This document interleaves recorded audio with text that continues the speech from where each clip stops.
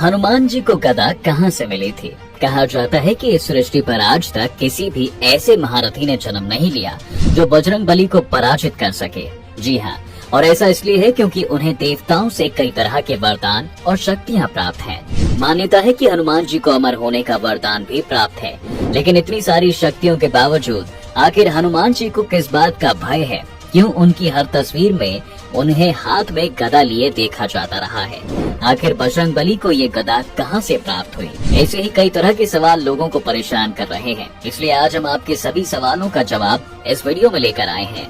इसके बारे में ही आज हम आपको ऐसी रोचक कहानी बताने जा रहे हैं जिसके बाद आप ये मानने पर मजबूर हो जाएंगे कि बजरंग बली जैसा ना ही आज तक कोई जन्मा है और ना ही कभी कोई जन्म लेगा। दोस्तों, महर्षि वाल्मीकि की रामायण में लिखी एक कहानी के अनुसार एक बार बचपन में नन्हे बजरंग बली को बहुत तेज भूख लगी थी। तब उन्होंने आकाश में उगते हुए लाल रंग के सूरज को देखा और उन्हें लगा कि ये कोई फल है। देखते ही देखते प्यारे बजरंग बली ने सूरज को खाने की योजना बना डाली। पवन पुत्र हनुमान अपनी शक्ति से सूरज देवता तक तो पहुंच गए और उन्हें खाने का प्रयास करने लगे। जैसे ही नन्हे बजरंग बली के मुख में सूरज देवता का आधा हिस्सा गया, तभी सृष्टि में अंधकार छाने लगा। ये देखकर सभी देवतागण घबरा गए। तभी भगवान इंद्र ने देखा कि कोई बालक सूरज देवता को मुख में डाल रहा है। ये देखते ही इंद्रदेव ने संसार को अंधकार से बचाने के लिए प्यारे बजरंग बली पर वज्र से हमला कर दिया। इंद्रदेव के वज्र से नन्हे बजरंग बली मूर्छित होकर धरती पर जा गिरे। जब बजरंग बली के पिता वायुदेव को इस घटना के विषय में ज्ञात हुआ तो वो काफी क्रोधित हो गए। नन्हे बजरंग बली को मूर्छित हालत में देख वायुदेव इतना ज्यादा क्रोध में आ गए कि उन्होंने पूरे संसार में पवन का प्रवाह रोक दिया। पवन देव के ऐसा करने से सभी वन्य जीव प्राणी बिना वायु के सांस नहीं ले पा रहे थे। सभी जीवों और मनुष्यों को तड़पता देख सभी देवता घबराकर वायुदेव के पास गए। तब उन्होंने देखा कि वायुदेव अपने पुत्र बजरंग बली को गोद में लिए काफी दुखी थे। सभी देवता वायुदेव को अपना गुस्सा शांत करने और संसार में वायु का प्रवाह पुनः प्रवाहित करने के लिए विनती करने लगे।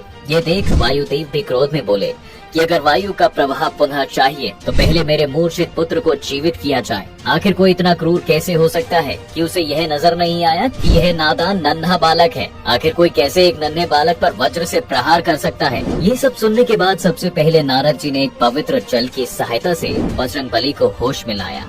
अपने पुत्र को पुनः जीवित होता देख वायुदेव का क्रोध शांत हुआ और उन्होंने एक बार फिर से संसार में वायु का प्रवाह शुरू कर दिया, जिससे सभी जीव जंतु सांस लेने में सक्षम हो पाए। इसके बाद सभी देवताओं ने भी खुश होकर नन्हे बजरंग बली को कई तरह के वरदान दिए और शस्त्र सौंपे।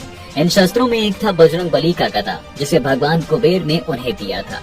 गदा देते हुए भगवान कुबेर ने उन्हें ये वरदान भी दिया कि वो कभी भी किसी भी युद्ध में परास्त नहीं होंगे, जिससे ये मालूम होता है कि हनुमान जी को कभी किसी भी शस्त्र से पराजित नहीं किया जा सकता। इसके साथ भगवान को अलग अलग देवताओं से अलग अलग वरदान प्राप्त हुआ, जिसमें एक था यमराज से मिला हुआ वरदान।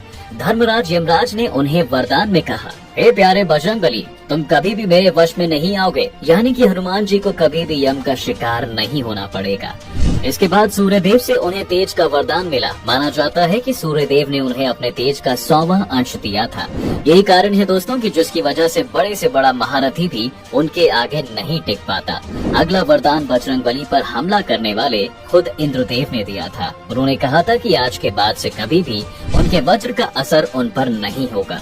इसके साथ ही आप सभी को ये तो ज्ञात होगा कि बजरंग बली को भगवान शिव का 11वां रुद्र अवतार माना जाता है और उन्होंने भी हनुमान जी को वरदान दिया कि उनके इस अवतार को कभी भी किसी अस्त्र से मारा नहीं जा सकता। इसी तरह भगवान विश्वकर्मा ने उन्हें वरदान देते हुए कहा, जो भी अस्त्र वो बनाएंगे उनका कभी कोई भी असर हनुमान जी पर नहीं होगा। इतने सब वरदान मिलने के बाद वरुण देव ने वरदान देते हुए कहा कि जब बजरंग बली 10 लाख वर्ष के हो जाएंगे तब भी उनकी मृत्यु पानी से नहीं हो पाएगी। लेकिन हनुमान जी को एक वरदान ये प्राप्त था कि वो अपने हिसाब से शरीर को कभी भी छोटा बड़ा कर सकते थे और कोई भी रूप धारण करके कहीं भी जा सकते थे। ये वरदान हनुमान जी को ब्रह्मा जी से प्राप्त हुआ था। तो मित्रों, आज की इस वीडियो में आपने जाना कि आखिर बजरंग बली को उनकी गदा कहां से प्राप्त हुई थी और बजरंग बली को कैसे देवी देवताओं से इतने वरदान और शक्तियां प्राप्त हुई। आज के वीडियो में बस इतना ही। अगर आपको बजरंग बली का ये वीडियो पसंद आया है तो कमेंट में जय हनुमान जी जरूर लिख कर जाएं।